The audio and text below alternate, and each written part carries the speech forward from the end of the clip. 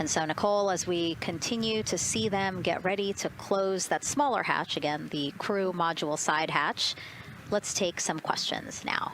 Sounds good. They were given the opportunity to adjust the lighting as they see fit, again, just so that they can get comfortable. It's kind of like when we are on a plane and you get the opportunity to... Sure, yeah, you don't want the bright lights in your eyes. Also, you want to be able to see the screens well, or see the, the tablet on Jeremy's knee well, so they're going to adjust the lighting to what makes sense for the mission. In order to send a destruct signal to a rocket in case it veers off path. So it's a very critical, important safety component in terms of how the range keeps the public safe here. This is, we have the crew module. And then what sits out basically on top of the crew module is the launch abort system, and it has its own motors, so that we'll arm it about 5 minutes prior to launch, and then it stays with the crew module until about the Kármán line, so that 100-kilometer point in space. Once the crew could safely get to orbit, it will actually be jettisoned, and the crew module will then be exposed. So this is just a safety mechanism that stays on the outside of the crew module, and then as they monitor. Clear board here is great news. So again, the range is green, and we're continuing to work through the countdown. We got a weather update that came in to the launch director from Launch Weather Officer Mark Berger. He reported out that there's still a little bit of feisty weather activity that's happening up in the Titusville area. That's the city neighboring the Kennedy Space Center. Those showers had passed over Kennedy, and then now they're currently over in Titusville, currently still within that mile kind of constraint of flight through precipitation rule. To be here for launch, what did you say? I'm very excited. It's our mom's birthday, and not a better way to celebrate right now. I asked you on a scale of 1 to 10, how excited are you? Would you say? 11. Yeah, 11. I'm very excited. Super excited. Yeah. So, Megan, we've been watching the launch broadcast here and hearing some of the questions that you and Nicole have been asking and answering. And I actually wanted to ask these two kids, if you could take a 10-day trip around the moon and take 3 people with you, who'd you take with you? Well, I'd take my dad and my mom. It would be when that temperature is checked inside of T-minus 6 minutes, which is inside of terminal count. So right now the team is working some troubleshooting on this issue. Going to follow, of course, along closely with what they learn. But again, a battery temp for one of the 2 batteries on the LAS is out of spec, and the team is working to understand, first of all, whether or not this may be a sensor issue, or is there an issue with the battery itself. CCL. Yes, sir. Reconfigure ARS primary loop ISO valves. Copy, that's in work. And CDR OTC Orion Earth 1. Go. ARS loop ISO valves are being closed at this time. Integrity copies. Copy that. I have an LCC violation of O-CT-004, S-band transponder anomaly. This was a transient LCC violation, so transponder 1 had a demodulated SNR estimate that went down to 2 dBm when it should have been between 10 and 13. It is now back up to 12, but we did lose that for just a moment. It does not appear that we lost our bit sync or carrier lock, which would be indicative that we lost our lock with the vehicle. So at this point, recommendation would still be go. However, we do have a pre-planned contingency procedure if we want to look at that. But again, this is transient, so we're back in a nominal range. All right, let's see, LPE NTD. Yeah, we're not seeing that hit, so I guess the question for COSC, was that less than 3 samples? Was that below our persistence? Stand by, let me look. It did look like it did persist for several seconds on mine, but let me take a look at the number of samples. Could I get a repeat on the affected LCC, please? Yes, ma'am, that's going to be O-CT-004. With all of that, OSC, then are we in a go configuration per your LCC? Yes, sir. Recommendation would be go.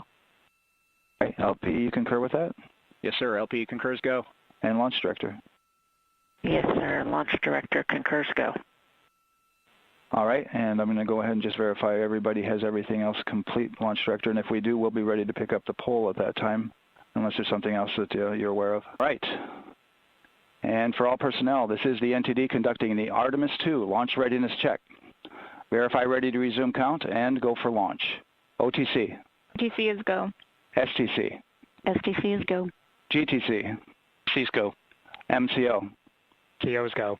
Safety Console. The Safety Council is go. LPE. LPE's go. RTD. RTD's go. Houston Flight. Houston flight is go. ROC. Rock is go. And CDR. Crew is go. Copy that. Thank you, Reed. And Launch Director NTD, our launch team is ready to proceed at this time. All right, NTD, I copy all. At this time, I'll perform my poll. Attention on the net. This is the Launch Director performing the final poll for launch, verifying no constraints, and go for launch. EGS, Program Chief Engineer. Artemis Chief Engineers are go. Copy, thank you.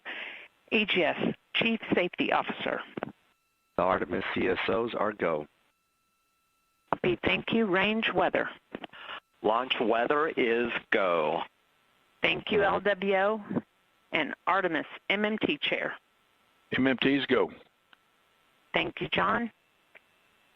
And Integrity Launch Director. Good air your voice, Charlie. PLT. Thank you, Charlie. This is Victor. We are going for our families. MS1. This is Christina. We are going for our teammates. MS2. This is Jeremy. We are going for all humanity. All right, Charlie, your Artemis II crew is go for launch. Full send. I copy that. Reed, Victor, Christina, and Jeremy. On this historic mission, you take with you the heart of this Artemis team, the daring spirit of the American people and our partners across the globe, and the hopes and dreams of a new generation.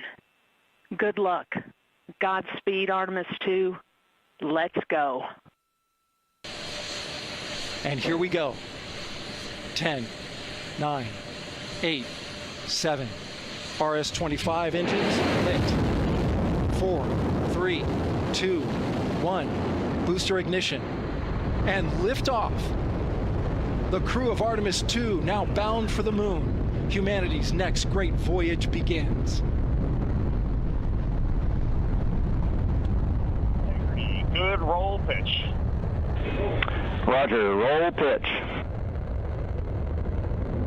Houston now controlling the flight of Integrity on the Artemis II mission around the moon. Integrity, AMT high. AMT high. On time passing 30 seconds into the flights. Integrity passes the alternate MECO. Target milestone. Mission Control Houston seeing good performance on the 4 main engines. Space Launch System core stage. Integrity, 3 miles in altitude. Traveling more than 1,200 miles per hour.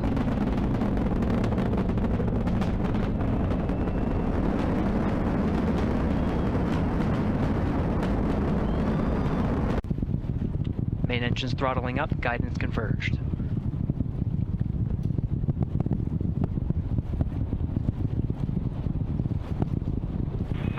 Integrity, guidance converged, performance nominal, upper stage RCS ready. Copy all, Stan. Integrity, SM priming complete.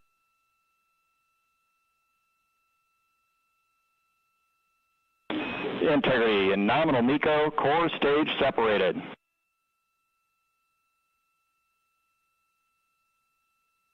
We see the same on Activation of some environmental control life support systems and waste management systems. Currently, as teams on the ground analyze some troubleshooting of the activation steps that she was going through, she'll gather some of the backup waste management